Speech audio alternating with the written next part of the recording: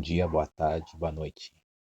Então, meus amigos, vamos fazer um vídeo aqui falando sobre um jogo que fez muito sucesso. O jogo das Gemas do Infinito. Lógico, teve o filme da Marvel falando sobre isso. Agora, vou mostrar para vocês esse jogaço. Vamos lá. Senta aqui lá. Uma merda.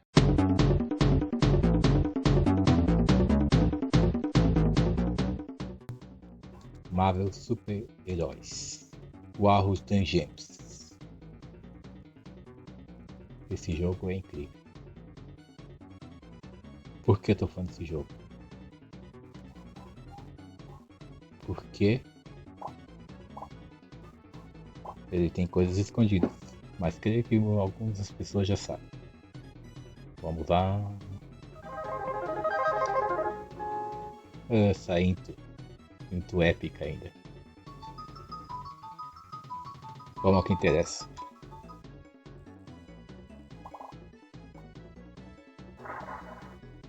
Épico.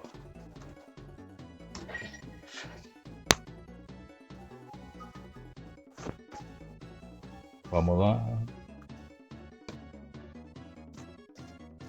Opa. Olha aqui, ó. Que parece familiar isso aqui.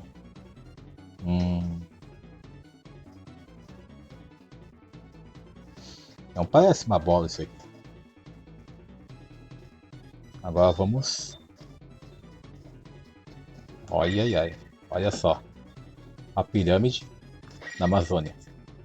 Vou escolher. Os melhores X-Men. O Wolverine. Esse jogo aqui é fácil, não é tão difícil. Ele tem um enredo de poucos personagens, mas fez muito sucesso na Marvel. Para o Super Nintendo. Brasil. Olha só. Estranho, né? Botar uma pirâmide. Eu vou apanhar aqui. Faz tempo que eu não jogo. Muito estranho, um jogo que fez um maior sucesso na Capcom em 95. Ter na Amazônia pirâmide. Interessante, né? Olha só, deixa eu ir aqui de novo na frente. Jogar na tecla não é muito fácil. Aqui, tomar uma surra. Ai, droga. Ops. Eu sabia que eu sou noob aqui. Noob, tô até errando as palavras. Ó. Toma Illuminati. Olha o grito aí, ó. Que gritinho estranho esse. Ai. Esse jogo aqui, gente, pra quem se lembra, pra quem é da geração dos anos 90, nossa, e pra quem teve os linhos, meu Deus do céu, isso aqui foi um marco. E é muito bom, junto com aquele X-Men Mutante Apocalipse. Fez muito sucesso. Ai. Vamos ver se eu vou até o limite aqui. Se desce, eu ia mais longe ainda. Ai! Noob! Ui! Tô mostrando isso aqui porque morri. Vou mostrar pra vocês um vídeo sobre pirâmides na Amazônia. Eu fiz só isso pra mostrar pra vocês como é que funciona. Então vamos lá então. Que originaram o livro A Crônica de Akakor, de Karl Brugger, é com certeza uma das maiores e mais complexas conspirações que aconteceram em nosso território. Nos ingredientes dessa intrigante história constam nazistas, tesouros perdidos, assassinatos e muitas mentiras. Lendas sobre cidades de pedra perdidas na Amazônia brotam desde a época do suposto descobrimento do Brasil. Coronel Fawcett, que inspirou a criação do famoso personagem da ficção Indiana Jones, desapareceu procurando, em 1924, o paradeiro dessa civilização. Como famoso arqueólogo e explorador britânico, esse senhor não estaria por acaso e sem motivo procurando uma cidade perdida no Brasil, correto? Se nós estivéssemos lidando apenas com mera incompetência, nossos líderes deveriam de vez em quando cometer um erro a nosso favor. Não, nós não estamos lidando com coincidências ou estupidez, mas com planejamento e brilhantismo. Quem escreveu isso foi Gary Allan, escritor, jornalista e sociólogo. Na década de 70, um encontro inesperado desencadeou uma série de acontecimentos. Em 1971, em uma rua de Manaus, um piloto da Swissair chamado Ferdinand Schmidt conversava com um membro da tripulação em alemão, quando foi abordado por um esfarrapado indivíduo que, utilizando o mesmo idioma, pediu que lhe pagasse uma refeição. Diante do espanto do aviador, o pedinte informou que era nativo de uma região do interior da Amazônia, filho de mãe índia e pai alemão, e que fora batizado com o nome de Tatum Canara. O mestiço informou ainda que sua tribo era chamada de Uga Mogulala e que entre os anos de 1939 e 1941, seu povo recebera um contingente de 2.000 soldados alemães enviados por Hitler para uma possível invasão do Brasil, transportando armas e diversos equipamentos. Segundo Tatum Canara, o contingente permaneceu na região até o início de 1945, quando alguns retornaram à Alemanha. Muitos preferiram permanecer entre os silvícolas, miscigenando-se com os mogulalas. O piloto da Swissair pagou a refeição a Tatum Canara e tempos depois retornou à sua pátria, onde teve a oportunidade de relatar a curiosa história para Karl Brugger, então repórter de uma importante revista alemã, que farejou ali uma boa história. Com os dados fornecidos pelo piloto suíço, Brugger viajou para Manaus e contatou Tatum Canara, não sem alguma dificuldade. A princípio, o personagem manteve-se reticente, mas pouco a pouco o jornalista foi obtendo novas informações dele, as quais eram meticulosamente gravadas. Diante das revelações que Tatum Canara lhe forneceu, Brugger tomou-se de entusiasmo tão grande que, em 1972, partiu em companhia de Tatumka rumo ao interior da floresta, com o propósito de encontrar uma cidade pré-colombiana, ainda habitada por descendentes de seus construtores e repleta de antiquíssimas ruínas de templos e pirâmides. Quando Brugger retornou à civilização, manteve-se reticente sobre os resultados dessa entrada, mas em 1976 surgia na Alemanha o livro A Crônica de Akakor, o original, onde Karl Brugger narrava a chegada do contingente nazista ao Brasil e seu contato com os nativos mogulalas. O livro foi traduzido para o inglês, atraindo a atenção de diversos grupos estrangeiros que a essa altura já tentavam atingir a cidade perdida. O piloto da Swissair, Schmidt, compatriota de Erich von Däniken, deu conhecimento do caso ao famoso escritor do livro Eram os Deuses Astronautas. Em 1977, von Däniken esteve em Manaus, onde contatou Tatum Canara. Este lhe fez então várias revelações, entre as quais a de que era um príncipe da tribo Mogulala e que na região existiam pelo menos 3 cidades habitadas pelo seu povo, chamadas Acarrim, Akakor e Acanes. Em Acarrim existiria um objeto muito antigo, entregue há milhares de anos aos sacerdotes mogulalas pelos deuses vindos do céu e que, de acordo com as tradições, começaria a cantar quando os deuses retornassem à terra. Segundo Tatumka, recentemente, o objeto começara a emitir um ruído semelhante ao que fazem os enxames de abelha, assinalando desse modo que estava próxima a hora dos deuses retornarem.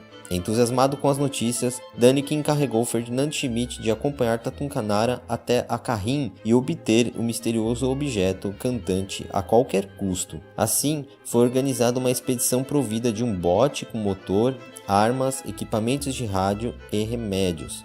Todavia, a expedição foi intimada a levar um arqueólogo brasileiro. Para isso foi indicado Rondão Pires Brandão, que se encontrava em Manaus, buscando por seu lado uma cidade perdida que ele considerava existir às margens de um dos afluentes do Amazonas.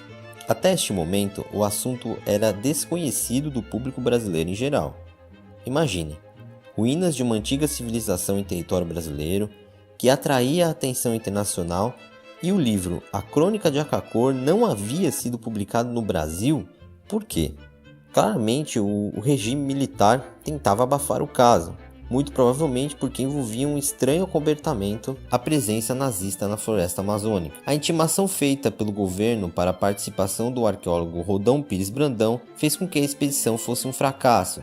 Poucas semanas depois, a revista Ancient Skies, porta-voz da Ancient Astronaut Society, em seu volume 5, número 4, de outubro de 1978, apresentava comunicado assinado pelo próprio Däniken em que narrava os problemas criados por Rodão. Este acabara sendo baleado pela própria arma, aparentemente devido a um descuido no manuseio, o que forçou a expedição a retornar quando se encontrava a apenas 2 dias de distância de Acarrim. Segundo o mesmo comunicado, eles haviam subido o Rio Negro e penetrado em um subafluente do Amazonas até um ponto em que foram obrigados a abandonar o barco e seguir a pé, já que a região era montanhosa. Teria sido justamente no sopé da montanha o local onde Brandão se acidentara com a arma. Segundo Schmidt, o arqueólogo brasileiro foi socorrido a tempo, mas mesmo assim teve febre alta. Se a expedição não houvesse regressado, ele certamente teria morrido.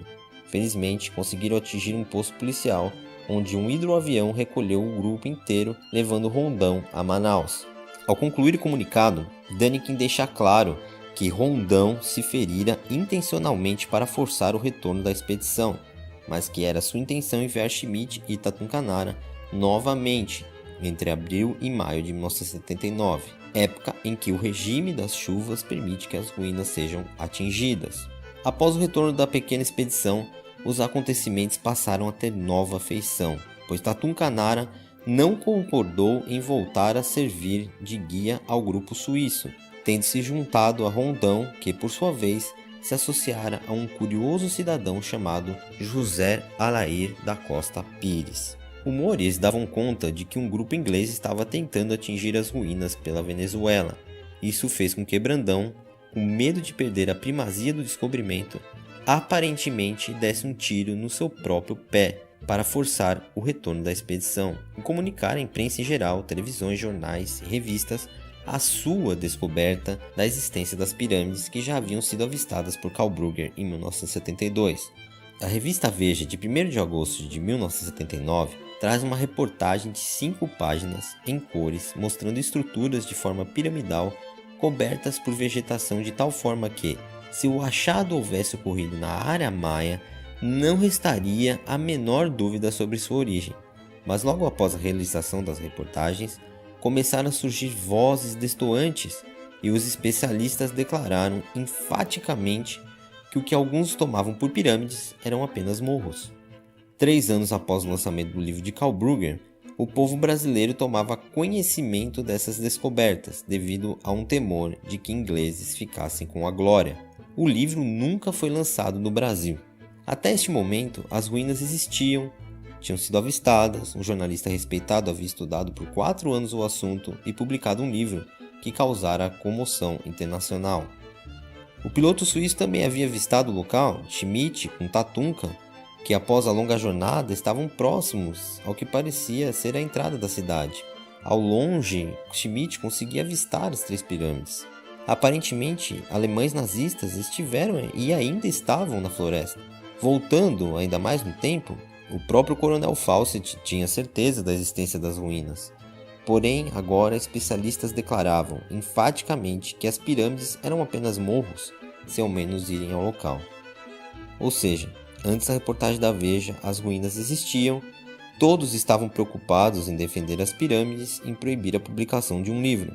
O governo brasileiro se esforçava para esconder as informações e, após a revelação da descoberta, tudo começou a ruir como um castelo de cartas. E o Tatunkanara também começou a mudar. Tatunka explicou a Schmidt que não poderia voltar a Acarrim. Se Schmidt quisesse, poderia seguir com Ramos até a cidade, mas, em tal caso, Tatunka não garantiria sua segurança ou retorno à civilização. Schmidt resolveu que seguiria até Acarrim, mas Tatunka se recusou a lhe dar a permissão, alegando que se retornasse a Manaus sem o companheiro seria preso, acusado de tê-lo morto. Diante das ameaças, não restou ao suíço outra alternativa senão retornar em companhia de seu guia. Dias depois, seu bote naufragou no Rio Negro com perda total de equipamentos e dos filmes que realizaram.